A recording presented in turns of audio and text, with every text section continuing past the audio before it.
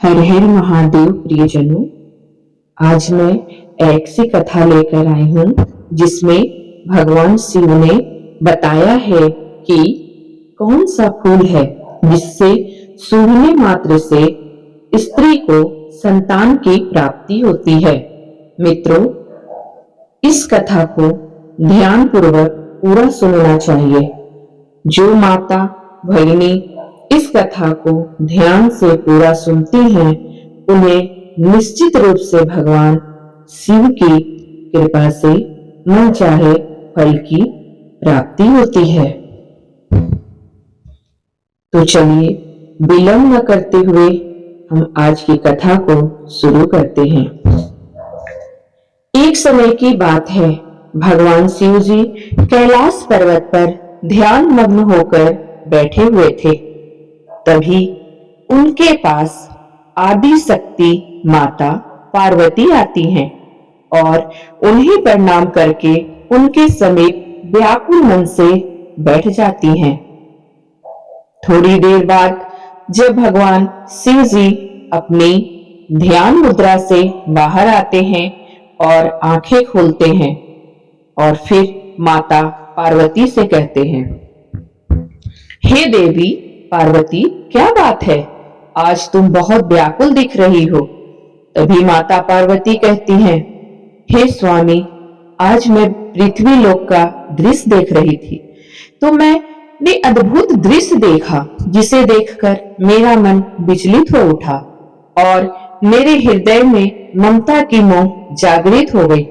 माता पार्वती की यह बात सुनकर भगवान शिव बोले, हे देवी, आपने पृथ्वी लोक पर ऐसा कौन सा दृश्य देख लिया जिसे देखकर आपका मन व्याकुल हो उठा?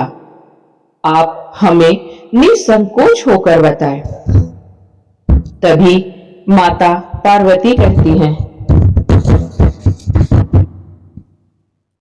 हे स्वामी, पृथ्वी लोक पर उज्जैन नगर में आपका अत्यंत ही सुंदर मंदिर है।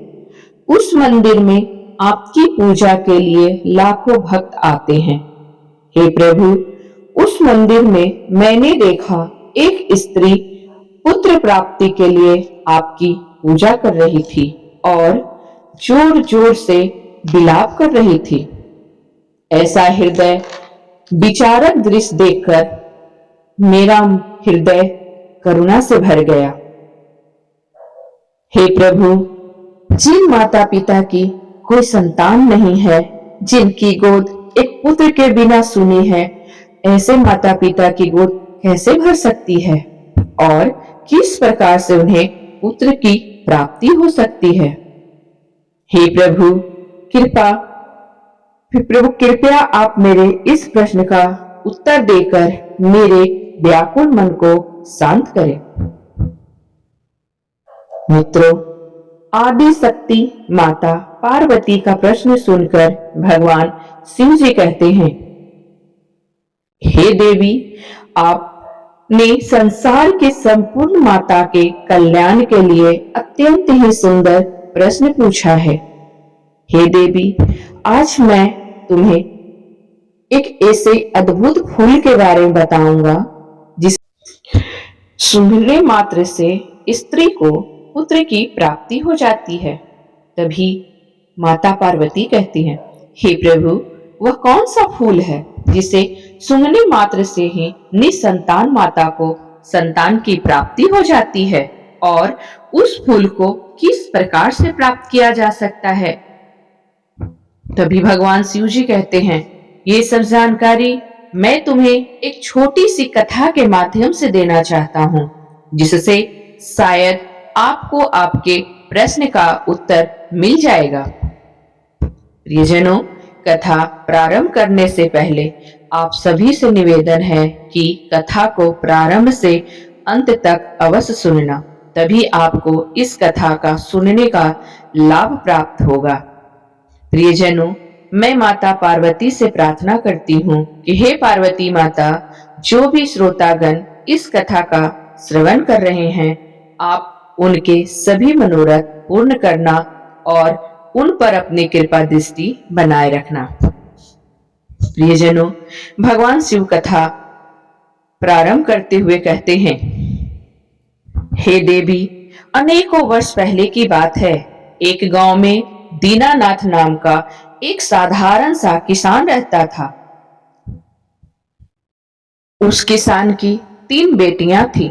किसान ने जैसे तैसे करके 2 बेटियों का विवाह कर दिया था और सबसे छोटी बेटी, जिसका नाम था बिमला, उसका अभी विवाह नहीं हुआ था।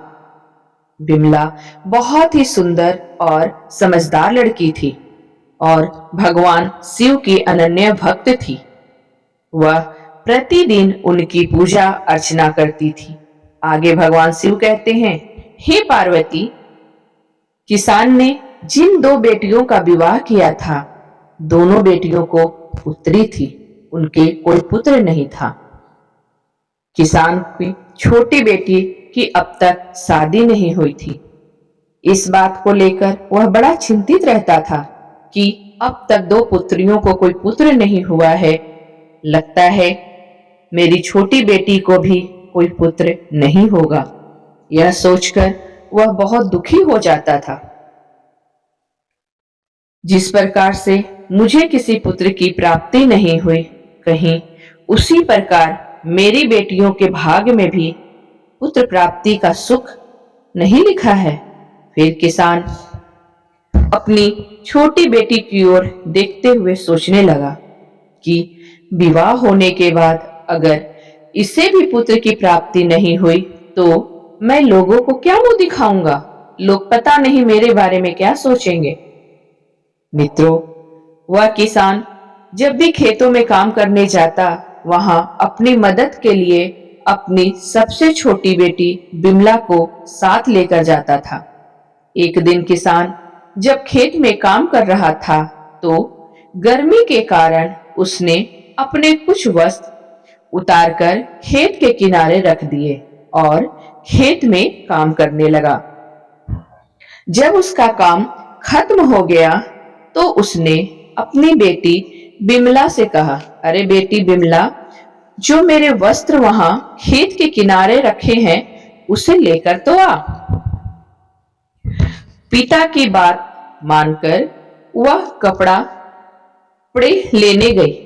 तभी उसने देखा पिता के कपड़ों पर एक सर्प कुंडली मारकर बैठा हुआ था। वह सर्प को उठाना नहीं चाहती थी, इसलिए वह अपने पिता के पास गई और उसे बताया, पिताजी, आपके वस्त्र पर तो एक सर्प कुंडली मारकर बैठा है। आप ही बताइए अब मैं क्या करूं? अपनी बेटी की बात सुनकर उसने कहा, बेटी, सांप को सावधानी पूर्वक उठाकर फेंक देना और मेरे कपड़े लेकर आ जाना। इतना कहकर किसान खेत से अपने घर की ओर चल देता है। मित्रों, आगे की कहानी सुनाते हुए भगवान शिव कहते हैं, हे देवी पार्वती, वह लड़की अपने पिता की बात मानकर उस सर्प के पास गई और बहुत ही मधुर स्वर में कहा, हे नागराज सर्प देवता, क्या आपको आराम करने के लिए मुलायम बिस्तर जैसी कोई जगह चाहिए? बिमला की मुख से यह बात सुनकर सर्प बहुत ही मैत्रीपूर्ण आंखों से बिमला की ओर देखने लगा। उस सर्प को देखकर बिमला समझ गई यह कुछ कहना चाहता है। सर्प की भाव समझ गई और उसके लिए घास फूस इकट्ठा करके एक आसन बना दिया और उसके ऊपर उस सर्प को बैठा दिया और सर्प से कहा, हे नागराज, अब आप इस मुलायम जगह पर विश्राम करें। इतना कहकर किसान की बेटी बिमला अपने पिता के वस्त्र लेकर घर की ओर जाने लगी। तभी उस सर्प ने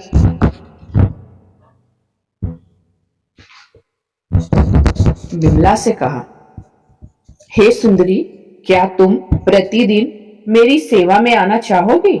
मैं जानता हूं तुम्हारे पिता बहुत गरीब हैं। वे मुझे दूर फेंकवाना चाहते थे क्योंकि उन्हें उनके कपड़े मिल सके। हे सुंदरी, तुम बहुत साफ दिल वाली लड़की हो। मैं तुम्हें पसंद करता हूँ। यदि तुम प्रतिदिन मुझे अपने साथ घुमाने ले चलोगी तो मैं बदले में तुम्हें बहुत सारा धन दूंगा। फिर सर्प ने अपनी सच्चाई बताते हुए किसान की बेटी बिमला से कहा, हे सुंदरी, मैं एक राजकुमार हूं। साधु संतों के श्राप के कारण मैं 3 वर्ष के लिए सर्प बन गया हूं। यदि तुम 3 वर्ष तक मेरी सेवा करोगी तो मुझे इस श्राप से छुटकारा मिल जाएगा। फिर राजकुमार बनते ही मैं तुम्हारे साथ में विवाह भी कर लूंगा। उस सर्प की बात मानकर हामी भर दी और फिर बिमला उसे प्रतिदिन घुमाने को तैयार भी हो गई और सर्प से बोली, हे राजकुमार, मुझे आपकी शर्त मंजूर है। आप जैसा बोल रहे हैं अब मैं वैसा ही करूंगी। इतना कहकर वह उस सर्प को वचन देकर अपने घर चली गई और अगले दिन सुबह उठकर वह अपने पिता के पास गई और बोली, हे पिताजी, मैंने हर प्रकार की कहना मानती आई हूँ, किंतु मैंने और आपकी और अपनी गरीबी देखी है। मैं काफी समय से घर पर रह चुकी हूँ। अब मैं दुनिया में अपनी किस्मत आजमाने जा रही हूँ। कृपया मुझे अनुमति दे दें। अपनी पुत्री की यह बात सुनकर किसान को गुस्सा आ गया। वह अपनी जवान बेटी को कहीं भी जाने नहीं देना चाहता था, इसलिए उसने अपनी बेटी को अनुमति नहीं दी। लेकिन किसान की बेटी बिमला किसान से जिद करके बाहर निकल जाती है और उस सर्प से मिलने चल देती है, क्योंकि उसने उस सर्प से वादा किया था। थोड़ी देर बाद वह सर्प के पास पहुंच गई। बिमला को देखकर वह सर्प बहुत प्रसन्न हुआ। वह बोला, अब तुम आ गई हो तो मुझे थोड़ा इधर उधर घुमाने ले चलो। फिर किसान की लड़की ने वैसा ही किया। उसने सर्प को अपने साथ लिया और घुमाने के लिए चल दी। घुमाने के बाद जब वह उसे लेकर जंगल में आती है तो क्या देखती है? वह देखती है कि उसके सामने एक शानदार महल जंगल में अचानक से प्रकट हो गया। उस महल में एक बड़ा सा कमरा था। कमरे में बड़ी सी मेज थी जो तरह तरह के खाने के व्यंजनों से सजी थी। इस प्रकार का खाना किसान की लड़की ने अपने पूरे जीवन काल में कभी नहीं देखा था। फिर तो किसान की लड़की ने भर पेट खाना खाया। खाना खाने के बाद वह सोने के लिए अपने बिस्तर पर चली गई और हर रोज रोजाना 1 से 2 घंटे के लिए वह नाग को अपने साथ रखती। उसके बाद महल में जाती जहां उसके लिए सब कुछ तैयार किया जाता था और उसके लिए महल में शानदार व्यवस्था की जाती थी। इस प्रकार धीरे धीरे 1 वर्ष बीत जाने के बाद किसान की बेटी ने उस सर्प से कहा, हे नागराज, मैं बहुत दिनों से अपने परिवार से दूर हूं। अब मुझे उन्हें एक बार मिलना है। बिमला की बात सुनकर उस सर्प ने उसके पिता से मिलने की अनुमति दे दी और कहा, अगले दिन वापस आ जाना। इस प्रकार किसान की बेटी ने अपने पिता और दोनों बहनों के लिए सोने चांदी का आभूषण और अन्य बहुमूल्य सामान लेकर अपने घर की तरफ चल देती है। कुछ समय बाद जब वह इतना सब धन लेकर अपने पिता के पास पहुंचती है तो उसके पिता और उसकी बहन इतना सारा धन देखकर आश्चर्यचकित रह गए और वह सब जानना चाहते थे कि इतना सारा धन इसे कहां से मिला और इसका मालिक कौन है। लेकिन उस लड़की ने उन्हें कुछ भी नहीं बताया, क्योंकि उस सर्प ने बिमला को यह बात बताने से मना किया था। मित्रों, किसान ने सच्चाई जानने के लिए बिमला से कई बार पूछा, लेकिन बिमला ने अपने पिता को कुछ भी नहीं बताया। तभी किसान को क्रोध आ गया और उसने बिमला को बहुत मारा पीटा। इतना मार खाने के बाद भी बिमला ने कुछ भी नहीं बताया। अगले दिन सुबह होते ही बिमला उस सर्प के पास वापस जंगल में चली गई और उस सर्प को हर दिन 1 से 2 घंटे तक घुमाने ले जाती रही। इसी तरह दूसरे वर्ष के अंत में फिर वह अपने पिता और अपनी बहन से मिलने गई और इसी प्रकार तीसरे वर्ष के अंत में भी मिलने गई। जब किसान की लड़की तीसरी बार सर्प को छोड़कर अपने पिता और बहनों से मिलने गई तो जाने से पहले सर्प ने बिमला से कहा था कि तुम आज ही लौट आना, कल तक पिता के घर पर मत रुकना। सर्प की बात सुनकर किसान की लड़की ने सर्प को वचन देकर छोड़कर चली गई। उधर जब बिमला अपने पिता के पास पहुंची तो उसके पिता और उसकी बहन ने इस बात पर जोर दिया कि जो धन वह अपने साथ लेकर आती है उसका असली मालिक कौन है और तू किसके यहाँ पर काम करती है। अपने पिता और बहनों के पूछने पर बिमला ने उन्हें कुछ भी नहीं बताया। इस बात से उसके पिता को बहुत गुस्सा आ गया और उसने बिमला को एक कमरे में ले जाकर बंद कर दिया। जैसे तैसे करके बिमला कमरे से बाहर निकली और भागते हुए जंगल में जा पहुंची। लेकिन जब तक वह घर से जंगल में लौटी तब तक बहुत देर हो चुकी थी। वह सर्प अब वहां पर नहीं था। वह घबराकर इधर उधर सर्प को खोजने लगी। उसने जंगल में सभी ओर देखा किंतु उसे वह सर्प नहीं मिला और जिस महल में वह सर्प के साथ रहती थी वह भी गायब हो गया था।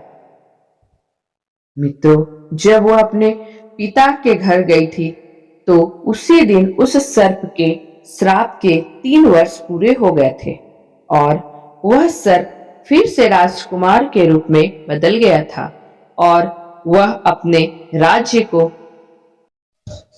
वापस चला गया था। इधर उस सांप को जंगल में ना पाकर बिमला बहुत दुखी होती है और अपने पिता और बहनों को कोसने लगती है। आज अगर मेरे पिता और बहनों ने मुझे बंदी ना बनाया होता तो नागराज रूपी राजकुमार मेरे पास हमेशा के लिए होता। फिर वह अपने मन में निर्णय लेती है कि वह उस सर्प को खोज कर रहेगी, चाहे जो भी हो जाए।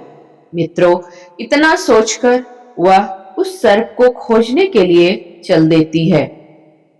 सर्प को ढूंढते ढूंढते उसे जंगल में एक झोपड़ी मिलती है। वह उस झोपड़ी के पास पहुंचकर आवाज लगाती है। तभी उसके अंदर से एक बुढ़िया निकलकर बाहर आती है। बिमला ने उस बुढ़िया से रात रुकने के लिए आश्रय मांगा और बुढ़िया को सारी बात बताई। फिर बुढ़िया ने उसका बहुत ही प्रेम से स्वागत किया, उसे रहने के लिए आश्रय दिया। अगले दिन जब वह बुढ़िया से आज्ञा लेकर जाने लगी तो बुढ़िया ने बिमला को 3 सेब दिए और बताया कि पहले सेब में सोने की थाली है, दूसरे सेब में सोने की अंगूठी है और तीसरे सेब में एक 9 रत्नों से जड़ित हार है। उसने सेब देते हुए आगे का रास्ता उस किसान की बेटी को बता दिया जिससे कि वह राजकुमार तक पहुंच सके। उसके बाद बिमला ने उस बूढ़ी औरत का धन्यवाद किया और वहां से आगे बढ़ गई। इस प्रकार किसान की लड़की तीनों सेवों को लेकर आगे निकल पड़ी। चलते चलते उसे रास्ते में एक बर्फ का पहाड़ मिला। उस पहाड़ को देखकर वह भयभीत हो गई। उसे समझ में नहीं आ रहा था कि वह कैसे इस बर्फ के पहाड़ को पार करे। तभी उसे कुछ ही दूरी पर एक लोहार दिखाई दिया। वह उस लोहार के पास जाकर मदद मांगने लगी। लोहार को उस पर दया आ गई और उसने पहाड़ पर चढ़ने के लिए उसे एक औजार बनाकर दे दिया। औजारों के सहारे उसने पहाड़ पार कर लिया। मित्रों, पहाड़ पार करते ही बिमला को एक अत्यंत ही सुंदर राज्य दिखाई दिया, जहां पर वह राजकुमार रहता था। मित्रों, यह वही राजकुमार का राज्य था जो श्राप के कारण सर्प बन गया था, जिसे बिमला प्रतिदिन जंगल में घुमाने ले जाती थी। इधर वह राजकुमार था जो पहले से ही विवाहित था। उसकी एक पत्नी, खूबसूरत सी पत्नी थी। मित्रों, आगे भगवान शिव जी कहते हैं, हे देवी, उस राजकुमार को सर्प से राजकुमार बने हुए कई वर्ष बीत गए थे, इसलिए वह उस किसान की लड़की बिमला को भूल गया था। उस राजकुमार का कोई संतान भी नहीं थी।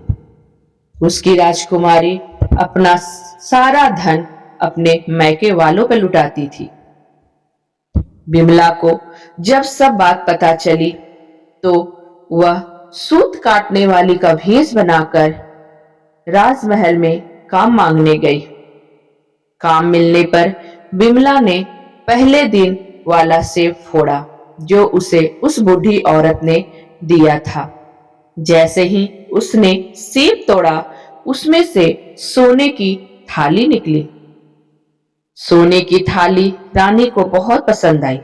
रानी ने बिमला से कहा, हे दासी, यह तुम्हारी थाली मैं तुमसे खरीदना चाहती हूं। रानी की बात सुनकर बिमला ने कहा, रानी साहिबा, यह थाली मैं आपको एक ही शर्त पर दे सकती हूँ। यदि आप मेरी शर्त मंजूर है तो बोलिए। तभी रानी ने बिमला से कहा, हे दासी, तुम्हारी शर्त क्या है? तो बिमला ने अपनी शर्त बताते हुए कहा, रानी साहिबा, अगर आप मुझे एक रात के लिए अपने पति के साथ सोने दोगी तो ही यह थाली मैं आपको दूंगी। आप मुझे क्षमा करें, किंतु मेरी यही एक शर्त है। रानी ने बिमला की बात मान ली, क्योंकि उसे वह सोने की थाली बहुत पसंद थी। बस फिर क्या था। मित्रों, जैसे ही शाम हुई, रानी ने राजा को नींद की औषधि पिला दी। इस प्रकार से राजा को गहरी नींद आ गई और वह सो गया। फिर राजा को सो जाने के बाद रानी किसान की लड़की को राजा के शयन कक्ष में ले गई और राजा के पास छोड़कर चली गई। उधर किसान की लड़की बिमला राजा के समीप जाकर बिस्तर पर बैठ गई और फूट फूट कर रोने लगी और कहने लगी, हे राजकुमार, आपने मेरे साथ क्यों छल किया? मैंने 3 साल तक आपकी सेवा की है। तुम्हारी वजह से मुझे अपने पिता और बहनों से मार और कठोर शब्द तक सुनने को मिला। मुझे तथा बर्फ के पहाड़ पर चढ़कर तुम्हारे पास आना पड़ा। तुम मेरा यह उपकार कैसे भूल सकते हो?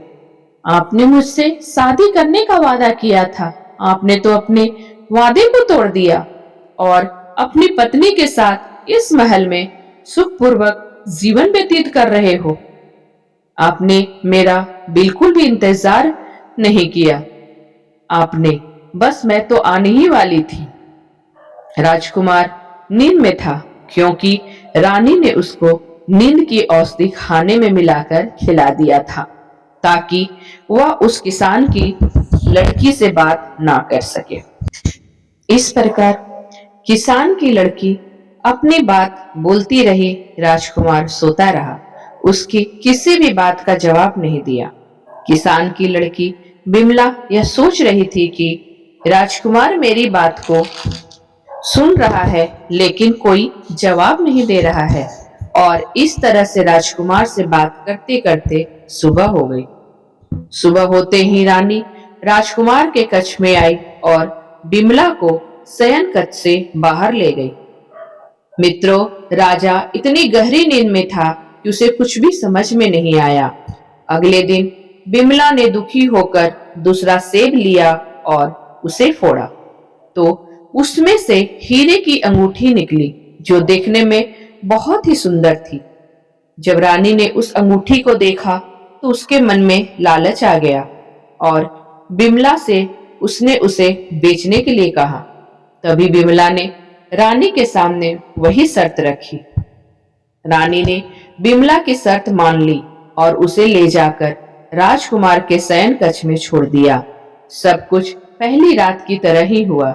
राजकुमार नींद की औषधि खाने की वजह से गहरी नींद में सो रहा था, क्योंकि रानी ने दूसरी रात भी खाने में नींद की औषधि मिलाकर खिला दी थी। किसान की बेटी बिमला फिर से राजकुमार के सामने अपना वृतांत सुनाने लगी, जोर जोर से रोने लगी। इधर राजकुमार का प्रधान किसान की बेटी की सारी बात चुपचाप सुन रहा था। अगली सुबह हुई तो राजकुमार के प्रधान ने रात में हुई सारी बातें राजकुमार को सुना दी। यह सब सुनकर राजकुमार को बड़ा आश्चर्य हुआ और उसे अपना किया हुआ वादा याद आ गया। फिर राजकुमार ने सोचा, मुझे उससे मिलना चाहिए। मित्रों, उधर रानी सुबह होते ही बिमला को लेकर अपने कक्ष में चली गई थी। थोड़ी देर में बिमला ने उस बुढ़ी औरत का दिया हुआ तीसरा सेब फोड़ा तो उसमें से एक चमचमाता हुआ 9 रत्नों से जड़ित हार निकला।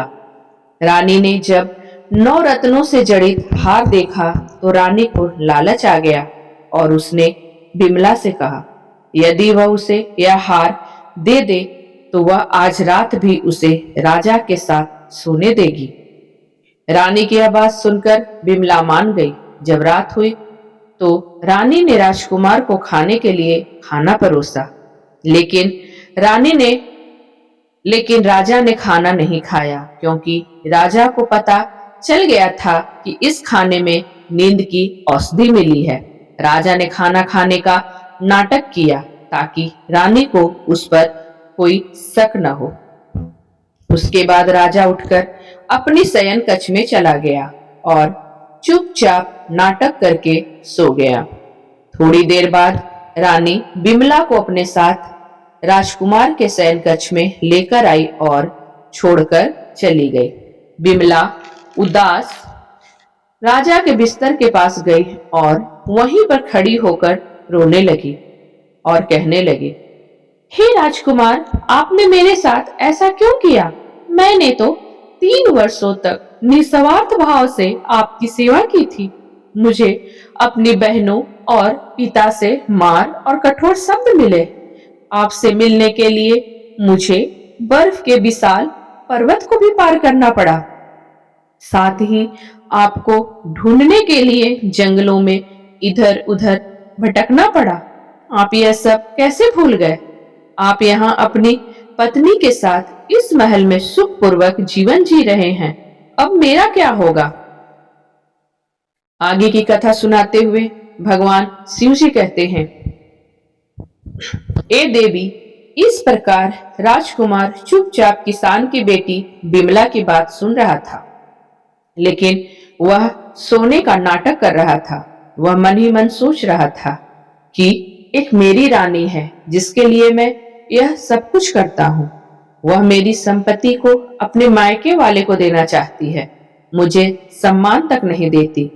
और यह एक लड़की है जो अपने प्रेम को ढूंढते ढूंढते यहाँ तक आ गई, और जब मैं सर्प रूप में था तो इसने लोगों की परवाह न करते हुए दिन रात मेरी सेवा करती रही। मित्रों, राजकुमार ये सब सोचकर अपनी आंखें खोली और बिमला को गले से लगा लिया और उसे दरबार में ले जाकर सबके सामने अपनी पत्नी के रूप में स्वीकार किया। और कुछ समय बाद पूरे विधि विधान के साथ बिमला से शादी कर लिया और सुखी पूर्वक रहने लगा। फिर एक दिन राजा के महल में एक सन्यासी महात्मा भिक्षा मांगने के लिए आए। विमला से ने सन्यासी महात्मा का बहुत आदर सत्कार किया, उन्हें भोजन कराया और अन्न दान दिया। विमला की सेवा भाव से खुश होकर महात्मा ने कहा, हे पुत्री, मैं तुम्हारी सेवा भक्ति से बहुत प्रसन्न हूं, मांगो, तुम्हें क्या चाहिए। तभी विमला ने हाथ जोड़ते हुए कहा, हे महात्मा जी, भगवान की कृपा से मेरे पास सब कुछ है, फिर भी अगर आप मुझे कुछ देना चाहते हो तो पुत्र प्राप्ति का आशीर्वाद दीजिए। महात्मा ने कहा, पुत्री, चिंता मत करो, आज मैं तुम्हें एक ऐसे फूल के बारे में बताने जा रहा हूं जिसे सूंघने मात्र से पुत्र धन की प्राप्ति होती है। जो स्त्री इस फूल को अपने मासिक धर्म पूरा होने पर सूंघ लेती है और फिर अपने पति के साथ मिलन करती है और गर्भ धारण करती है, उसे निश्चित ही एक गुणवान और भाग्यवान पुत्र की प्राप्ति होती है। महात्मा ने किसान की लड़की से कहा, हे बेटी, बगीचे के पूर्व दिशा में धतूरे के फूल लगे हुए हैं जो भगवान शिव जी को अत्यंत प्रिय हैं। तुम सुबह ब्रह्म मुहूर्त में उठकर स्नान आदि करने के बाद उस फूल को तोड़ लेना और भगवान शिव जी को शिवलिंग पर चढ़ा देना। शिवलिंग पर चढ़ाने के बाद अपने साथ ले आना और अपने पति से मिलने से पहले उसे सूंघ लेना। उसके बाद तुम संबंध स्थापित करना। ऐसा करने से तुम्हें अवश्य ही पुत्र की प्राप्ति होगी। इतना कहकर साधु महात्मा वहां से चले जाते हैं। यह बात उस किसान की बेटी ने राजा को बताई। राजा यह सुनकर बहुत प्रसन्न हुआ।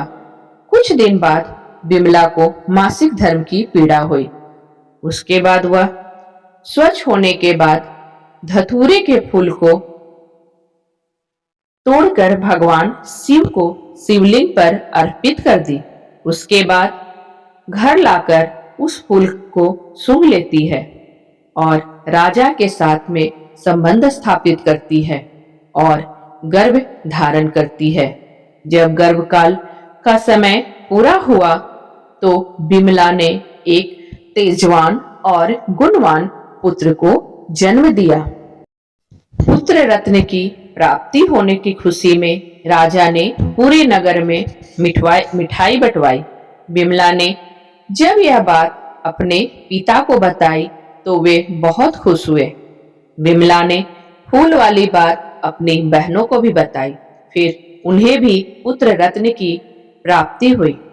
विमला ने फूल सूंघने वाली बात रानी को भी बताई, उसे भी पुत्र रत्न की प्राप्ति हुई। फिर तो सभी को पुत्र रत्न की प्राप्ति हुई। जिन्हें पुत्री चाहिए उन्हें पुत्री की भी प्राप्ति हुई। मित्रों, आगे भगवान शिव जी कहते हैं, हे देवी पार्वती, इस प्रकार आज की यह कथा यही समाप्त होती है। आशा करता हूं आपको यह कथा जरूर पसंद आई होगी। प्रियजनों, अगर आपको यह कथा पसंद आई हो तो प्लीज इसे लाइक और शेयर जरूर करें और पूरे भक्ति भाव से कमेंट में हर हर महादेव जरूर लिखें। हर हर महादेव, हर हर महादेव।